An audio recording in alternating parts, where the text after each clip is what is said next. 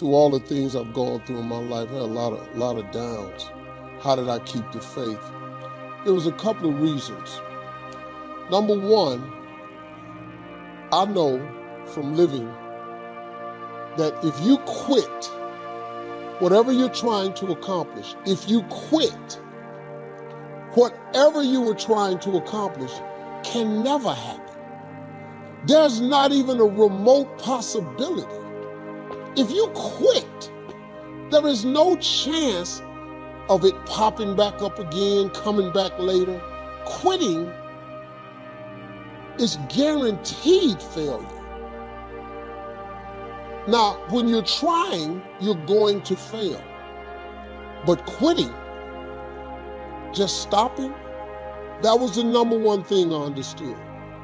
And then number two, you have to make sure that your dreams, your aspirations and goals are so big that not accomplishing them is not an option. It's just not an option. You have to want something so big that it wakes you up in the middle of the night. You have to want something so big that you think about it all the time. You have to want something so big that it drives you to wake up when you don't want to. It keeps you up at night when you long been sleepy. It makes you show up, do things you wouldn't normally do. It requires extra. If you want to be extraordinary and not ordinary, if you want to be ordinary, live your life. But if you want to be extraordinary, you have to be extra. If you put extra on top of ordinary, that word is extraordinary. It requires an extra effort. If you don't want to do the extra effort, you finna be regular. There's nothing wrong with being regular. A lot of people are happy being regular. I just wasn't. I ain't want to be regular. I ain't want no regular life. I didn't want no regular house. I didn't want no regular car. I didn't want no regular clothes. I didn't want no regular checking account. I just didn't want it. I wanted to have an exceptional home. I wanted to have an exceptional bank account. I wanted to travel exceptional places. Now, if you don't want that, it's perfectly fine. You can be really happy being ordinary. But if something's burning in you, you got to deal with it. If you don't deal with it, you're going to be disappointed, man. So being regular is cool. There's nothing wrong with it. You get a regular job, regular house, regular car. You get regular money. You have regular hours. You can dress regular. You just go to the family reunion, take your ass back home. You just travel regular. You go on vacation once a year. It's cool. Okay. You could get you a coach ticket, economy ticket, regular. You want to fly first class? You want to sit in the front of the plane? See, let me tell you something. You know what you ought to do? Save your money and buy a first class ticket. This is how you train yourself to be successful. Save your money, get an upgrade, buy a first class ticket. Because when you sit in first class, you're going to understand something. The seats are wider. You get a choice of meals, chicken, beef, or fish. You get a bowl of warm nuts. They give you a hot towel to wipe your hands.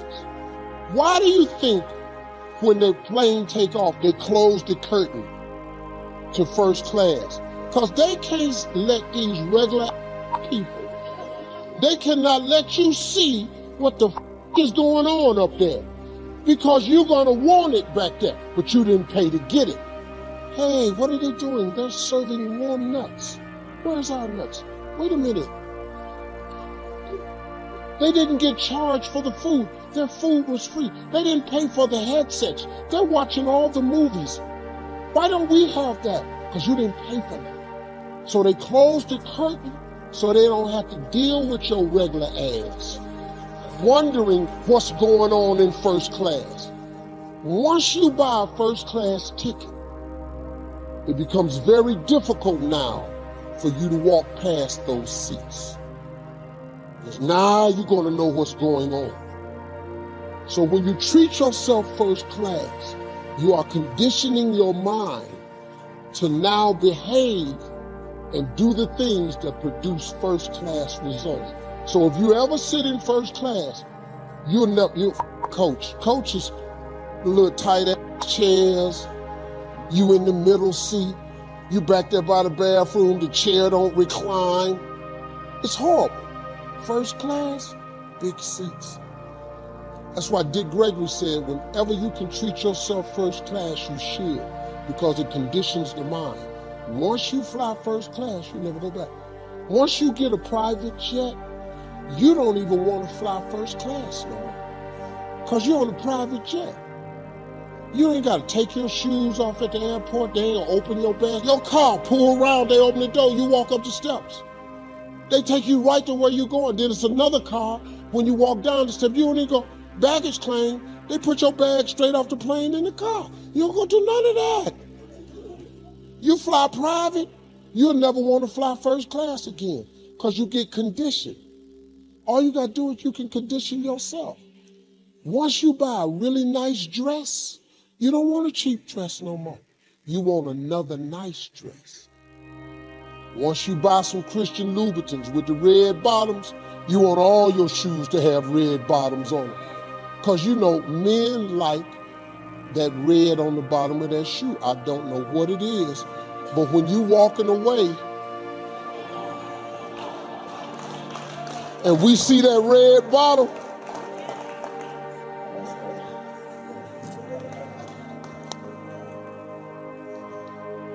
I'm telling you, man, being successful is a mental condition.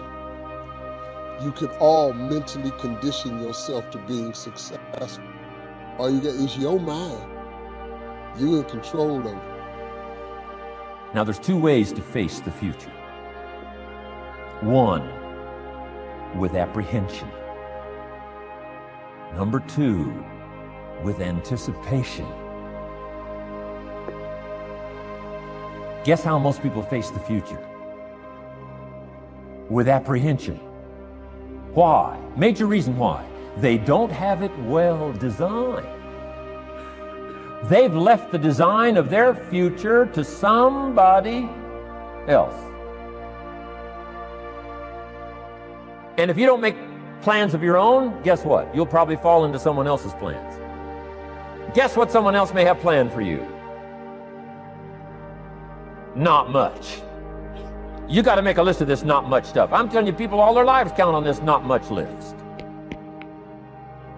If all of your negative relatives all turn positive, what'll that do for your future? Not much. If prices come down a little, what'll that do for your future? Not much. If the economy gets a little better, what'll that do for your future? Much. If circumstances get a little better, what'll that do? Not much. If the weather gets a little better over the next few years, that'll do. Not much. I mean, you could go right down this whole scenario list.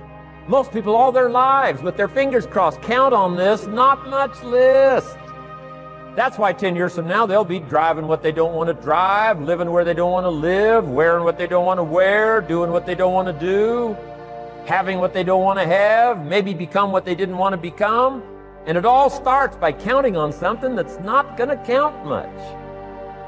You say, well, then how can my life dramatically change? You got to count on yourself. And here's one of the things you got to count on: your ability to design the future. It's called the promise. And the promise of the future, if you'll design it well, can have an awesome effect on your life. But if you face the future with apprehension, you'll take hesitant steps all day, uncertain steps all day. And if you take uncertain steps all day for 6 years, you can imagine how empty your life can be.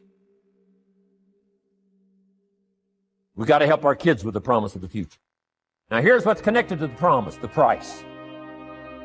The price to pay. But I'm telling you, the price is easy if the promise is clear. One of the better notes to make for today. The price is easy if the promise is clear and powerful. But the price seems almost too much to pay. Too much to get over, too much to accomplish if the promise isn't clear, if the promise isn't powerful. I'm telling you, kids will pay the disciplines if they can see the promise. One of our biggest challenges as parents in the 90s is to help our kids see the promise of the future. That's why I'm teaching financial independence, how to become wealthy and powerful and sophisticated and healthy and unique. All of the stuff kids would hope to go for. It's all possible. This is America. That's the promise of the future. The price? A few simple disciplines practiced every day. And I'm telling you, the kids will pay the price of the simple disciplines if they can see the promise of the future. But if they can't see, they don't want to pay. And the same is true of all. We will pay the most extraordinary discipline if we can see the promise of the future, called setting goals. So I'm asking you to get a handle on the future. I'm asking you not to leave it to anyone else. Don't leave it to the company. Companies got their own goals. I'm asking you to set your own goals, your personal goals. Income goals and financial goals and health goals and spiritual goals. And where do you want to go and what do you want to do and what do you want to see and what do you want to be? That's it. Promise of the future. Design your own future within your hands, your capacity. Here's how simple now goal setting. It's not mysterious. You don't have to anchor, you don't have to focus, you don't have to visualize. None of that. Here's how simple goal setting is. Changed my life. Decide what you want and write it down. I mean, that's how profound this stuff is. Decide what you want and write it down. Make a list. Where do you want to go? What do you want to do? What do you want to see? What do you want to be? What do you want to have? What do you want to share? What projects would you like to support? What would you like to be known for? What skills would you like to learn? Some extraordinary things you'd like to do, ordinary things you'd like to do, right? Silly little things you'd like to do, very important things you'd like to do. Decide on all that stuff and write it down, write it down, write it down. That's how simple this stuff is. And it's your own private list. If it's really private, on your list, put some stuff in code where nobody can understand it if this list fell into unfriendly hands. And simple things, whatever. Foolish things, doesn't matter. It's your list. I had a little revenge on my first list. Budget finance, who used to harass me. I got 2 or 3 payments behind. This one guy called incessantly. Said, we're going to come get your car, drag it rear end up down the street in front of your neighbors. Put me down something fierce. When I met Shof, got my life straightened out, one of the first things on one of my lists was budget finance. And when I finally got the money, I needed a little drama in my life. Finally got the money to pay them off. I put it in small bills in a big briefcase. Walked into the budget finance office on Wilshire Boulevard in Los Angeles. The guy who harassed me so often, his desk was about 3 back. I opened the door, walked in, right up to his desk, stood right in front of him, never said a word. He said, well, what are you doing here? Didn't say a word. I opened up this briefcase, dumped this pile of money all over his desk. I said, count it. It's all there. I'll never be back. Turned around, walked out, slammed the door. Now that might not be noble, but you got to try it at least one time. Pay off with a little drama.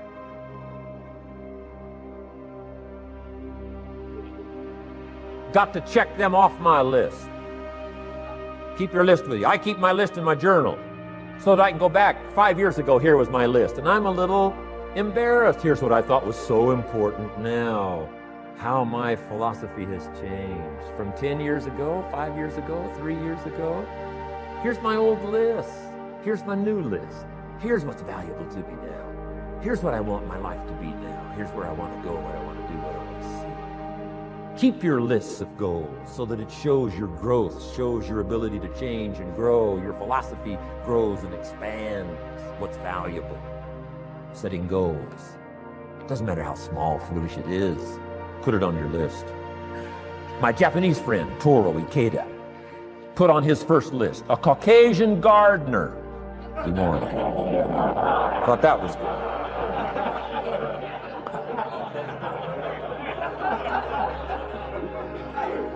I like that. Have you got this profound thing now on setting goals? Here's how profound it is. Decide what you want, write it down. Get together with your wife, decide. Get together with your kids, decide. Get together with your business colleagues, decide. Write it down, make a list. Okay, that's how easy it is. Now let me give you one more scenario on setting goals. When I started making my first list, Mr. Shoaff said, Mr. Rohn, looks like we're going to be together for a while. He said, I've got a suggestion for you. He said, I think one of the first goals you ought to set, you're a 25-year-old American male. Sure, you've made some mistakes, but now you're on the road to better things. You got a family, worth it. Reasons makes the difference. And he said, you've got every reason to do this. He said, why don't you, among all the goals you're going to set, he said, why don't you set a goal to become a millionaire? A millionaire. This is America. All the possibilities are available. Why don't you set a goal to become a millionaire? He said, it's got a nice ring to it. Million. Enough zeros to impress your accountant. And he said, here's why. Now I thought, the man doesn't need to teach me why. I'm thinking, wouldn't it be great to have $1 million? He said, no, that's not it. Here's why. And I had one of the greatest lessons I ever learned, and I'm about to share it with you. This will be worth the price of being here today if you can capture what I'm about to share with you. Babysitter fees, whatever else you pay. Some of you missed some sales today to be here, so this is a costly day for you. But what I'm about to share with you changed my whole life. Here's what Mr. Shoaff said. Set a goal to become a millionaire. And he said, here's why.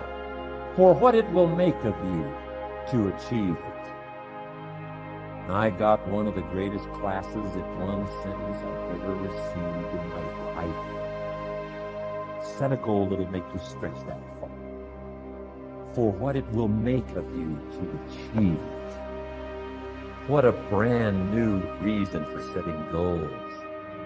What an all-encompassing challenge to have a better vision of the future. What for? To see what it will make of you to achieve it. And here's why. The greatest value in life is not what you get. The greatest value in life is what you become.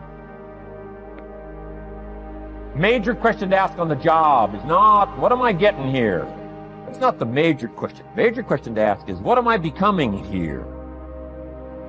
It's not what you get that makes you valuable, it's what you become that makes you valuable. So Shoaff said, set a goal to become a millionaire. For what it will make of you to achieve it. Then he said, when you finally have become a millionaire, now, he said, what's important is not the money. I thought, wow, I've got some more to learn. He said, no, Mr. Rohn, I'm telling you honestly, you could just give the money away. Now, I did better than that, right? I told you. I lost it all. I'm rich by the time I'm 31. I'm a millionaire. I'm broke by the time I'm 33. So I didn't have to give it all away. I lost it all. Foolish mistakes I made. That I'm a farm boy from Idaho. That early money drove me bonkers. I used to say, how many colors does it come in? I'll buy them all.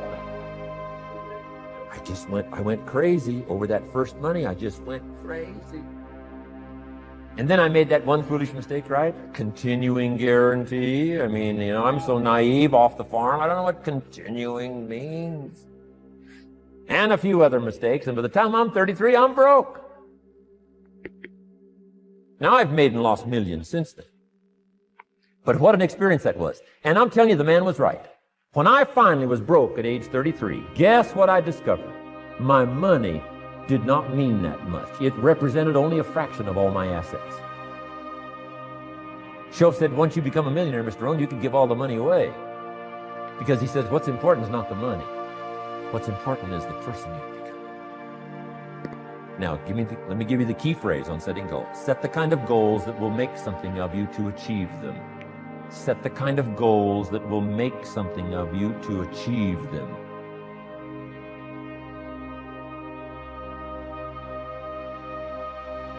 Always keep that in mind. What will this make of me? If If I set this goal and go for it, not only will I achieve it, but what will it make of me in the process? What a whole new concept on setting goals. Now there's two parts to this, and then we're wrapping up goals. Here's the first part now in this goal setting for what you become. Number one, don't set your goals too low.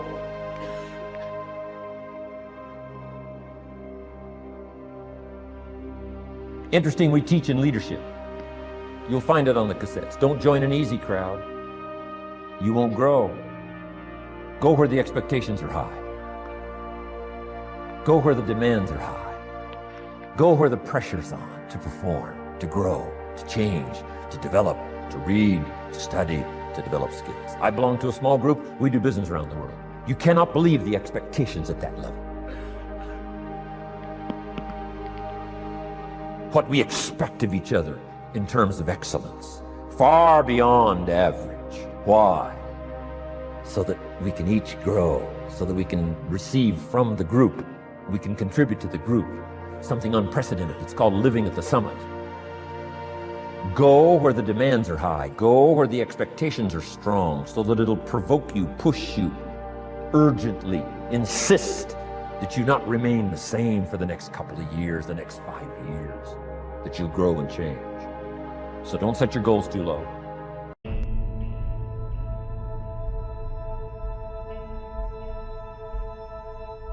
Every decision that you make has consequences, even the smallest decisions. Consequences are more important than decisions. Don't ever make a decision more important than the consequence, because decisions give birth to consequences. People normally say if you make a decision, you got to live with it. That is not true. You live with the consequences. When you are exposed to things, it gives you options. Options give you choices, and choices require decisions. It is critically important that you make this next step into sound decisions. Are you making yourself better, or are you making yourself worse? Are you moving forward, or are you moving back? Are you making progress, or are you stagnating? Every little decision you make counts.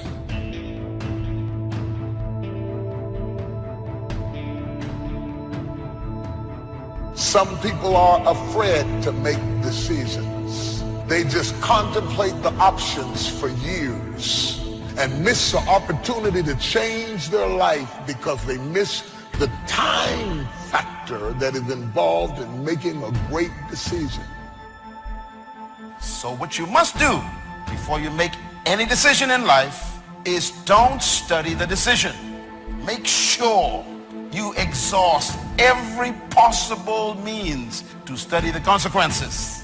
Do your research, get information, check all the alternatives, study the options, check those who already made that decision, and read their life, study their life, find out everything before you make a decision.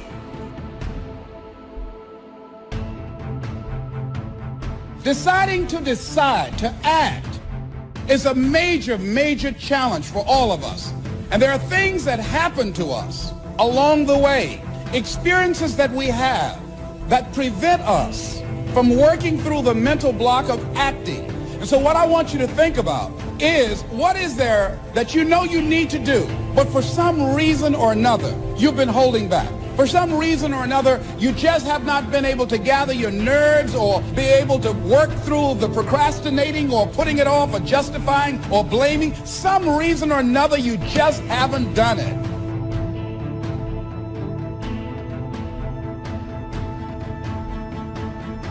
Do you know where to hide when discouragement comes flying past your head? Or do you run to the same enemy that is attacking you in an effort to hide? I'm not talking about physical places, because the hiding places that we create that destroy us are usually the ones in our heart. Emotional states. When attacks come, I've learned where to run. And the reason that I'm moving forward in my life this year isn't because I won't be attacked. It's because I know what to run to when I am. I don't want to spend the second half of my life repeating the dumb stuff that I did in the first half of my life. Give me the grace, if you will. Give me the mercy, if you please, to make a good decision so that I can eat the fat of the land. I'm not stupid. I just made stupid decisions. I'm not bad. I just made bad decisions. I'm not weak. I just made weak decisions. There are a lot of things you think about you. It's not really you. It's your decisions. When you acknowledge God in all your ways, He will direct your path. But too often, we make our plans without consulting God.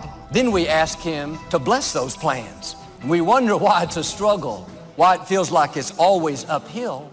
We have it backwards. We're making a move and then asking God for help. The right way is to ask God first.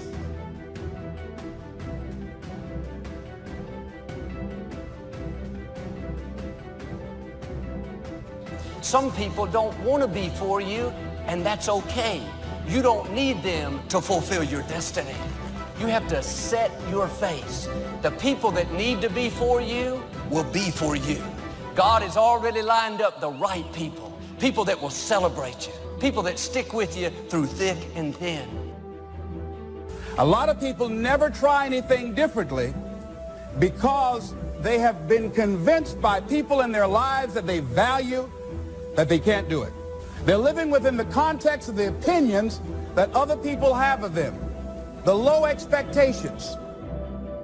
You need to be patient with the process and not enthralled with the promise. You compromise the rehearsal time and bought the tuxedo for the recital. You want the accoutrements of success, and that's what's killing you. Now you look like something that you're not. Somebody say wrong focus.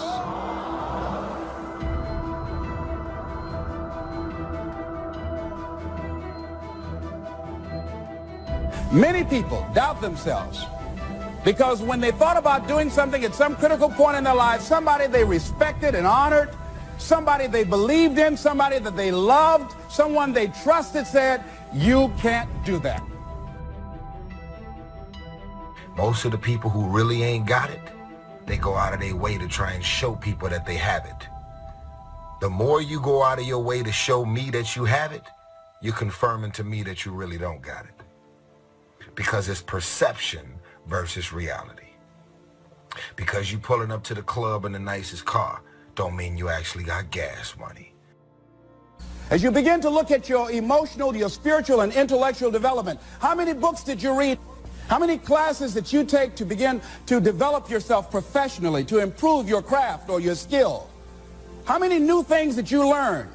Just take some personal inventory, just thinking. Beginning to know yourself. What are the things about your past that has influenced you right now? You see, a dream, when you get it, will encourage you. There's something about a dream that brings encouragement and joy to people's lives. It gives you excitement. It encourages you. The people who are discouraged are the people who don't have a dream. Because when you have a dream, it makes you get up in the morning. It makes you put your clothes on and go to work because you've got a dream, and a dream has the power to encourage you. You have not because you ask not. It didn't say you have not because your credit ain't straight. It simply say you have not because you ask not. But you don't ask because you ain't got that together. When you ask God for something, quit tripping. He got it from here. The same wind blows on us all. The wind of disaster, the wind of opportunity, the wind of change, the wind when it's upside down, the wind when it's favorable and unfavorable. The same wind blows on us all, the economic wind, the social wind. The same wind blows on everybody. The difference in where you arrive in 1 year, 3 years, 5 years, the difference in arrival is not the blowing of the wind, but the set of the sail. Joy can only really come to my life when I am focused on what God is doing in this moment. And I cannot focus on what God is doing in this moment in my life if I'm consumed with what he's doing in somebody else's, or if I'm still in regret and bitterness about what happened 3 years ago or 3 months ago. A lot of our lack of joy is really not about possession, it's about position. What I mean is this: he set joy before him. It's not a question of God's presence. It's about yours. Are you present in this moment? You can't live off of yesterday's manna and expect to have victory today. Yesterday's information may not work today. Stay open for change. Be willing to try something new. What made you successful 5 years ago may not make you successful today. Have the attitude, God, I'm ready for new things. If you don't innovate, you will evaporate. You can't rely on what got you to where you are to keep you where you are. The world is changing. You can't afford to sit back on autopilot and just coast, do things the same way. You'll get left behind. But if we're not conscious of dropping a thought or a behavior that's no longer needed, we take old thoughts, old behaviors that served an old version of ourselves into trying to become the new version of ourselves. So ask yourself that question. What do I need to drop that's no longer needed? Is it a person? Is it a thought? Is it a behavior? Or is it an emotion? If someone is controlling you, it's not their fault, it's yours. You have to put your foot down, make a change. This is your hour. I know people that spend more time worried about what other people think about them than they do pursuing their own dreams and goals. And it's great to get free from addictions, but one of the greatest freedoms is to get free from people. Being successful, y'all, is not a magic trick. You have to learn the principles of success. You can be successful at anything. You really can, man. I don't have no education. I'm telling you, God has an incredible life for you. All you got to do is ask him for it. Be willing to put in the work. But now this work part is hard. Success is hard. But let me ask you a question. Ain't not being successful hard too? You cannot reach your destiny dragging people along, trying to keep everyone happy. Life is like an elevator. The higher you go up, like those spaceships, they let certain stuff off because it's too heavy. Yet some people just too heavy when it comes to drama. When you have goals and dreams and you want to fine tune your life and approach to life, you want to create a drama-free zone. What else is in you? Who are you ignoring? Is there a version of you you're ignoring? So think about that stuff and really begin to ask yourself, am I satisfied where I am? And start listening to that voice inside of you saying, hey, listen, it's whispering right now, but it's calling you. It's saying there's something more. There's something else. There's something else you can get. Deciding to keep your word. If you just decide, I'm going to keep my word. If I say something, I'm going to do it regardless.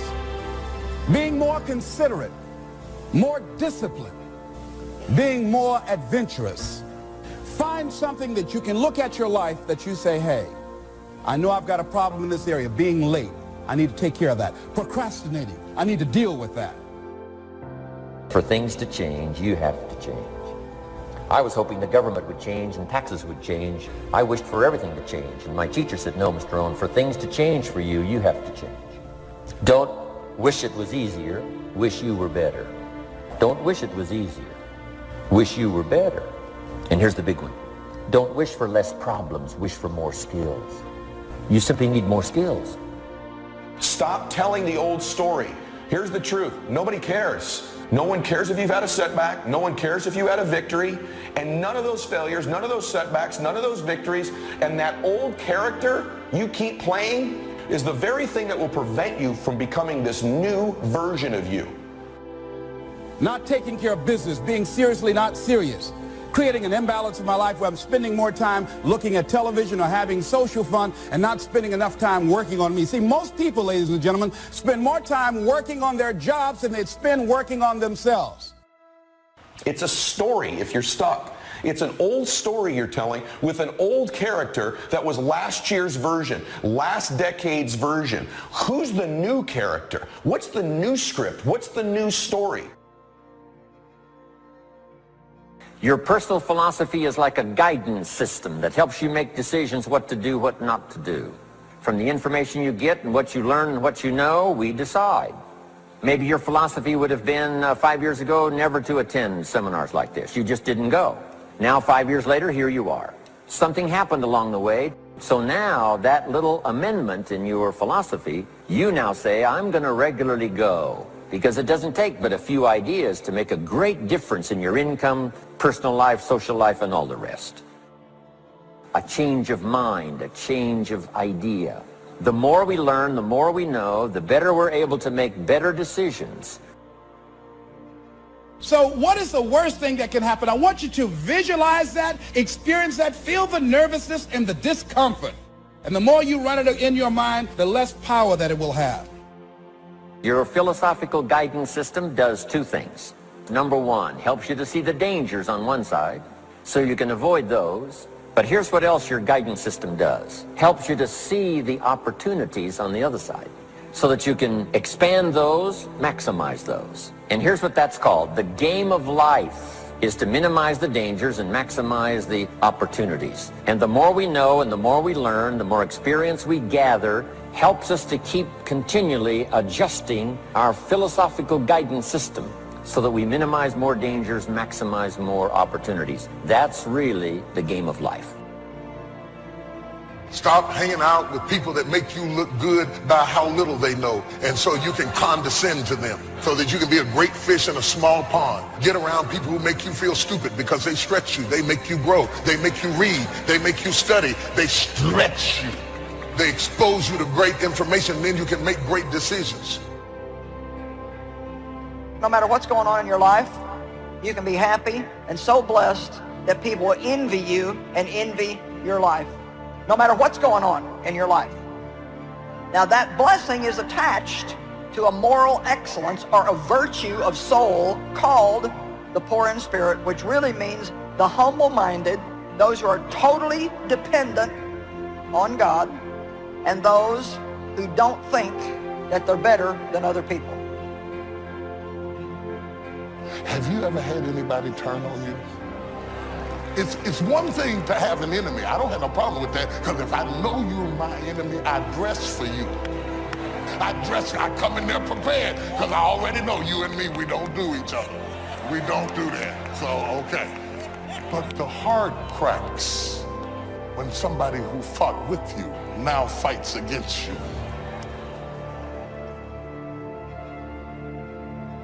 The future is actually the place where there is threat, and it's always going to be there. So what do? You make sacrifices in the present so that the future is better. Everyone does that. That's what you're doing right now. That's what you're doing here. It's amazing. You can bargain with reality. You can forestall gratification now, and it'll pay off at a place and time that doesn't even exist yet. Who would have believed that? It's like that's a miracle that that occurs. Learn number one from your own experiences, learn number two from other people's experiences. If you want to live a dynamic life, multiplying your income, multiplying your future, be a good student. If a good idea comes your way, write it down, then ponder it, then perhaps go do it. Your philosophy comes from what you learn, comes from what you know, comes from other people's experiences. I want you to focus on what does it take when you look at your life. Very important to focus on the examples of other people of what it takes to live the kind of life that you desire. You want to make it in life? Perseverance is important, persistence is important, and you got to believe in you. And you got to trust God that things are going to work out. You can do goal setting with a pencil, but you have to do goal getting with your legs. And it's the action that separates us. The greatest gap in this world is the gap between knowing and doing. Knowing is goal setting. Doing, now that's goal achieving. You got to take action. This attitude is rarely found. Well, anyway, if you've been troubled by the old familiar human malady of running up too many roads and trying to run up more than one at a time, pick the one out of all of them which seems to offer the most promise Forget all the rest and dig a deep, straight highway to your goal in life. You'll be amazed at how quickly it can be reached, and the time will pass anyway. A lot of people think that what's possible in their lives is strictly determined by where they came from and what happened to them. No, you have no idea how far you can go, how far you can stretch, how far you can reach. So you got to take that thing and hold on to that and figure out, well, how can I apply this into my life? If I take this might be the day mentality that everything comes together for me. You don't know what's possible in your life. You have no idea how far you can reach, how far you can stretch. You have no idea. The happiest people on earth are those who are emotionally involved in what they're doing. This calm, cool, collected bit is all right for cows, camels, and turtles, but it'll never produce a great sermon, symphony, business, piece of architecture, painting, marriage, or the miracle of a child. When you lose the excitement and heightened feeling of emotion in what you're doing, you'd best look around for something else. Humans have an unreal capacity to get great at things, even if they don't have a natural talent for it, if they're immersed in it, and to learn something and acquire a ton of knowledge in a short period of time as well. Society is conspiring all the time in our culture to completely distract you so you never win. And they get these different things on television and our phones and in our lives to just get us distracted so we never get obsessed. We never get laser focused for an extended period of time. People without vision perish, and they die in a life of mediocrity. They die with their dreams still in them. They die living a misplaced life, making the cemetery rich and Miles Monroe angry. So for me, my brain's saying, that's it, right there. Move as fast as a rocket, Mel. I wanted to change my life. And I think most people that are miserable or that are really like dying to be great, we want to change. We want to live a better life. We want to create more for our families. We want to be happier. The desire is there. It's about how do you go from knowledge to action. If you do something often enough, a ratio will appear. Key phrase, if you do something often enough, a ratio will appear. It's amazing. In baseball, we call it batting average. If you talk to 10 people, one says yes. Now the ratio has begun. 1 out of 10.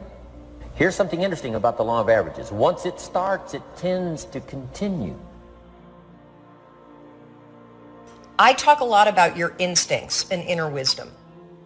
When you set goals, when you have an intention on something that you want to change about your life, your brain helps you. What it does is it opens up a checklist, and then your brain goes to work trying to remind you of that intention that you set.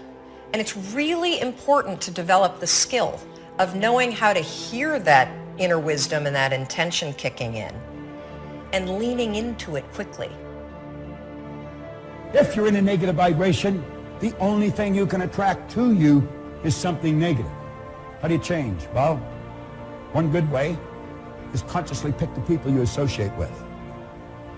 Pick with people who are winning. Go mix with them. Do what they do.